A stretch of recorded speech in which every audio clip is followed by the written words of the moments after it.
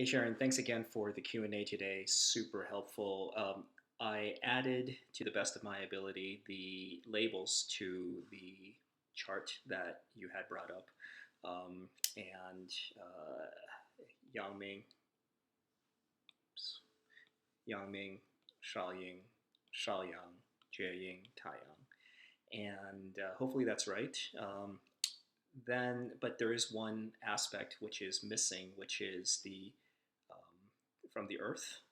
And Jennifer, thankfully, developed this, which is there is tie-in here coming from the Earth in a spiral pattern, and I incorporated that in this simplification of the former two graphs, and so you have tie-in coming from the Earth out, and then you have the rest of your original of this original, which you get here, Taiyang, Jieying, Shaoying, Yangming, Shaoyang. What I proceeded to do thereafter is looked into Liu Li Hong, where each of these, for example, where this tie-in resolve, and according to Liu Li Hong, resolves within this area here, and that's specified on page 417.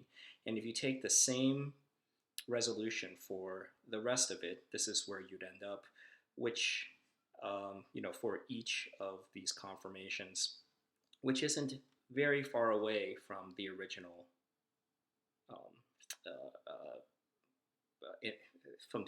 illustration. So this being the illustration, which is from Liu Li Hong, from these pages, and in his book. And again, these are where the specific conformations resolve, where he says it resolves in each of these areas for each of these conformations, the colors being the elements.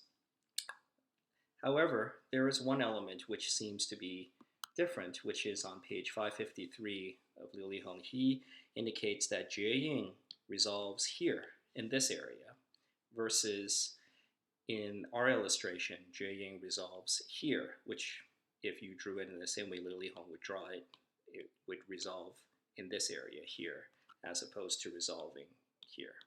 And that's really the only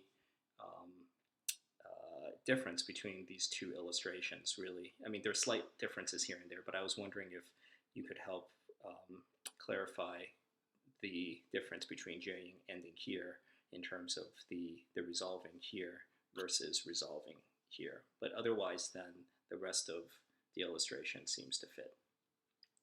Thanks very much.